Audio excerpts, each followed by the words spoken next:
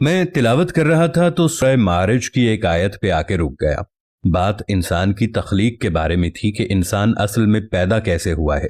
کوئی بھی آیت آئے تو میں رک کر سوچنے لگتا ہوں تھوڑا سا۔ آیت تھی ان الانسان خلق ہلوعا، بے شک انسان کم ہمت پیدا ہوا ہے۔ میں نے انگریزی کا ترجمہ دیکھا تو ہلوعا کا مطلب اینکشس لکھا تھا۔ اب اینکشس کا مطلب اردو میں سمجھوں تو یہی لگتا ہے کہ ایسا انسان جس میں بے چینی، تشویش یا بے صبری سی ہو۔ بہرحال میں نے کم ہمت پر ہی اکتفا کر لیا اور اسے بے صبری کے معنوں میں لے لیا۔ اگلی آیت کچھ اور بھی معنی خیز تھی۔ اذا مسہ الشر جزوعا، جب اسے تکلیف پہنچتی ہے تو چلا اٹھتا ہے۔ جزوعا کا لفظ تو مجھے سمجھ آ گیا۔ انگریزی میں ترجمہ بھی قریب قریب ہی تھا۔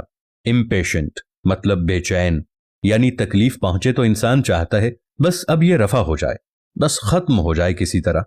وَإِذَا مَسَّهُ الْخَيْرُ مَنُوعًا، اور جب اسے مال ملتا ہے تو بڑا بخیل ہو جاتا ہے۔ منوع یعنی کنجوس، جب اسے کوئی نعمت ملتی ہے تو اس کا دل چاہتا ہے بس اس کے پاس ہی رہے وہ نعمت، کسی اور کو نہ مل جائے۔ جو رلا دینے والی آیت تھی وہ بعد میں آئی۔ إِلَّا الْمُصَلِّينَ، مگر وہ جو نمازی یعنی نماز پڑھنے والے لوگوں کے علاوہ انسان کی حالت اسی طرح کی ہے۔ انسان کی یہ پیدائشی حالت صرف اس صورت میں بدل سکتی ہے جب وہ نماز قائم کر لیتا ہے۔ مجھے ایک عجیب سی خوشی محسوس ہوئی یہ سوچ کر۔ میں پہلی 3 آیات پڑھ کر حیران ہو رہا تھا کہ اللہ تعالیٰ اپنے ہی بنائے انسان کی کمیاں گنوا رہا ہے، لیکن الا المصلین پڑھا تو دل مطمئن سا ہو گیا کہ ان کمیوں اور خامیوں کو پورا کرنے کا اللہ تعالیٰ نے راستہ رکھا ہوا ہے۔ اگر کوئی نماز پڑھتا ہے تو وہ ہلوعا، جزوعا اور منوعا کی دلی اور جذباتی حالتوں سے نکل سکتا ہے۔ اور میں یہ سوچنے لگا یعنی تصور کرنے لگا کہ انسان سے تشویش، بے چینی اور کنجوسی نکل جائے تو کیسی حالت ہوتی ہے انسان کی۔ یعنی نماز کی برکت سے اگر انسان کے دل سے تشویش، بے چینی اور کنجوسی نکل جائیں اور اس کی پریشانی، گھٹن اور تنگ دلی دور ہو جائے تو کیسی وسعت اور کیسی کشادگی آتی ہے انسان میں۔ انسان کی طبیعت کتنی ہلکی پھلکی ہو جاتی ہے اور اس کے دل پر بوجھ ڈالنے والی چیزیں کس طرح جیسے غائب سی ہو جاتی ہیں۔